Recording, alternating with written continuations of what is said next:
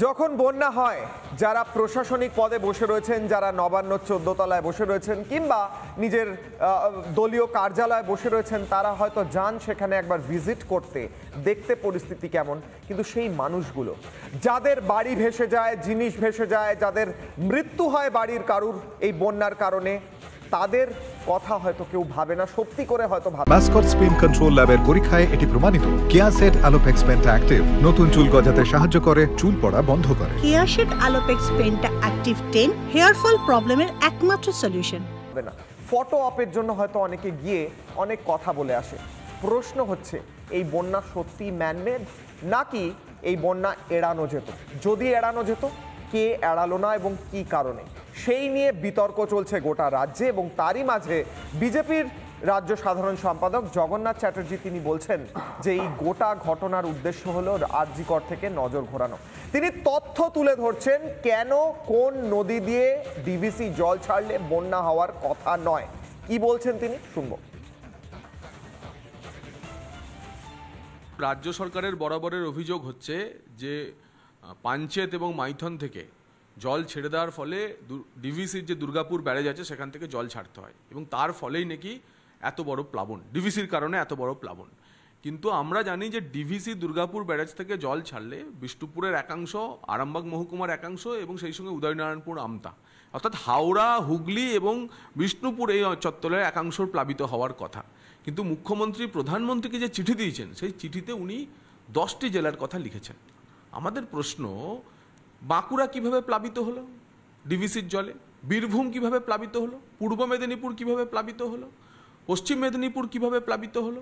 রাজ্যের হাতে থাকা যে বাঁধগুলি, অর্থাৎ ময়ূরাক্ষীর ম্যাসাঞ্জর dam, অজয়ের Hinglo dam, Tenughat dam এবং কংসাবতীর মুকুটমণিপুর ড্যাম এবং সুবর্ণরেখার চান্ডিল ড্যাম, এই বাঁধগুলি থেকে রাজ্য সরকার জল ছাড়ে। কনজারভেশন লেভেলে রাজ্য সরকার জল ছেড়ে দিয়েছে, অর্থাৎ যখন জল আরও কিছুটা ধারণ করে থাকতে পারতো তার আগেই জল ছেড়েছে এবং এই টানা এই জল ছাড়া হচ্ছে 16, 17, 18 এই সময় থেকে। কনজারভেশন লেভেল থেকে জল ছেড়ে দেওয়া মানে রাজ্য সরকার কার্যত ইচ্ছাকৃতভাবে এই প্লাবন করিয়েছে। তন্ময়দার কাছে যাবো। তন্ময়দার, রাজ্য সরকার বলছে যে বিজেপি বা কেন্দ্রীয় সরকার বা ডিভিসি চক্রান্ত করেছে, বিজেপি বলছে রাজ্য সরকার করেছে। যেই করে থাকুক, যদি সত্যি ম্যানমেড চক্রান্ত হয় বা বন্যা ম্যানমেড হয়, তাহলে এই হাজার হাজার মানুষ আজকে ডিসপ্লেসড, বাড়ি হারিয়েছেন, বাড়ি ভেসে গিয়েছে, মানুষের মৃত্যু হচ্ছে, তাদের তো চরম শাস্তি হওয়া উচিত। দেখুন, সেটাই তো হচ্ছে, এখানে শাস্তিটা দেবে কে?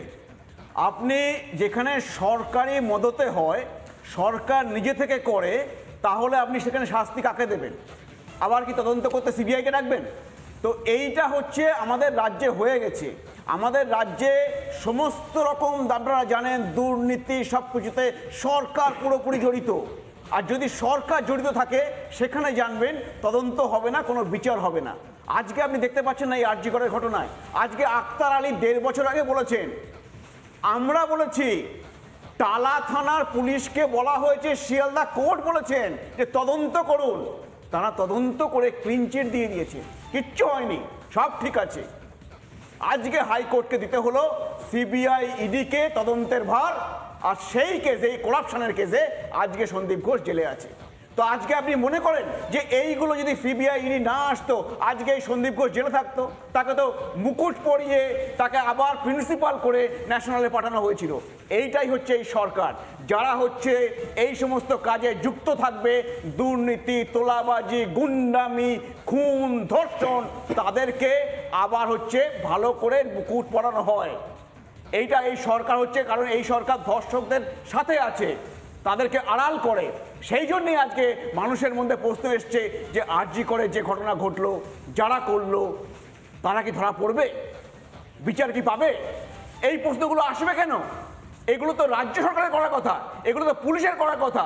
আজকে রাজ্যতে এই যারা আছেন, এই police, economic offence wing, CID, তারা তো আমার আপনার পয়সায় মাইনে পান, তাদেরকে তো কাজ করানোর দায়িত্ব রাজ্য সরকারের। কিন্তু এই সরকার সেগুলো করে না। সুতরাং আপনি আশা করবেন না এই যে আমরা যেগুলো বলছি যে এইগুলো হচ্ছে তৃণমূল মেড বন্যা বা মমতা মেড বন্যা, এর কোনো তদন্ত হবে। শুধুমাত্র মানুষগুলো চোখের জল ঝরবে। এই ছবি আমি দেখাচ্ছি তন্ময়দা, আমি একটা ছবি দেখাচ্ছিলাম এক্ষুনি, সেই ছবিটা আরও একবার দেখাতে বলবো এবং সেই অডিওটা শোনাতে বলবো, যেখানে ত্রাণ দিতে যাওয়া হয়েছে, মানুষ কিভাবে ত্রাণ চাইছেন ফুল ফ্রেমে একবার দেখাবো।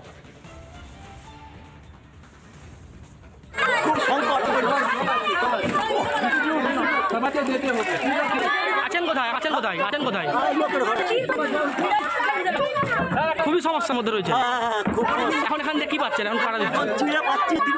কারা দিচ্ছে? কারা দিচ্ছে? কারা দিচ্ছে এখন?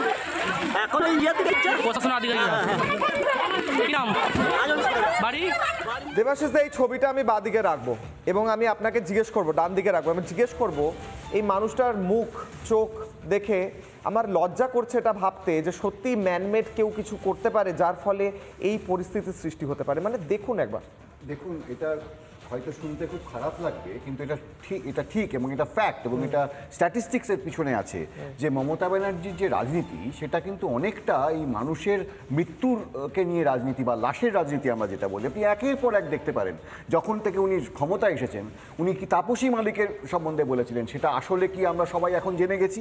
চটি পড়া পুলিশের গল্প আমরা শুনেছি। মানে এই যে মানুষের মৃত্যু নিয়ে রাজনীতি, মানে যে মানুষটা আজকে মানুষ এত ভোট দিয়েছে, তিনবার সরকারে এনেছেন যাদেরকে এত ভালোবাসা দিয়ে, সেই মানুষগুলোর সঙ্গে এটা কি হচ্ছে। মানে আজকে আজিজুল যা ওনাকে একটা সরো ফিগার দেখাবার চেষ্টা করছেন, আল্লাহ মেঘ দিয়ে পানিদের তথ্য বলছেন, কিন্তু আমাদের তো সবাই আমরা জানি এটা প্রিকশনারি মেজার বলে একটা বস্তু হয়। আমি যখন জানি আমার এখানে রোজ বন্যা হয় বা প্রতি বছর বন্যা হয়, আমি সরকারের তরফ থেকে আমি কি ধরনের প্রিকশনারি মেজার নিয়েছি। আমি প্রাকৃতিক দুর্যোগকে হয়তো সবটা আমরা আটকাতে পারি না, কিন্তু আমরা তো কিছু প্রিকশনারি মেজার নিতে পারতাম। আজকে আপনি দেখুন, মমতা ব্যানার্জি এই অভয়কাণ্ড থেকে মুখ ঘোরাবার জন্য মানুষকে উৎসবের দিকে ঠেলার চেষ্টা করেছিলেন।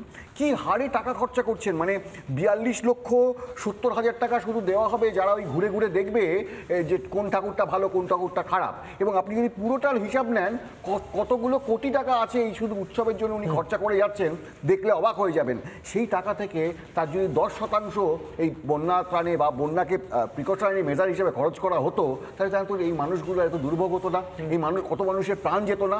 আমি জানি না আউজুলদার মতো শিক্ষিত মানুষেরা এগুলো দেখেও কেন চুপ করে আছেন। আমাকে হয়তো কোনো সমর্থন করতে হবে বলে আমি করছি, কিন্তু আমরা যেটা ভুল, এই যে মানুষের টাকা নিয়ে ছিনিমিনি খেলা, যাদের পাওয়ার দরকার, সাধারণ মানুষদের যে কাজটা করাবার জন্য যেটা করা দরকার সেটা না করে অন্য জায়গায় নিয়ে যাওয়া, এটা তো খারাপ। এই জায়গাটাই তো আমাদের আপত্তি আছে। বেশ দেবাশিস বাবু, এই মুহূর্তে একটা ব্রেকিং আসছে। সুকান্ত মজুমদার একটি টুইট করেছেন, এই মুহূর্তে কেন্দ্রীয় মন্ত্রী, রাজ্য বিজেপি সভাপতি, তিনি টুইট করেছেন ডিভিসি নিয়ে ফের মুখ্যমন্ত্রীকে কটাক্ষ বিজেপির।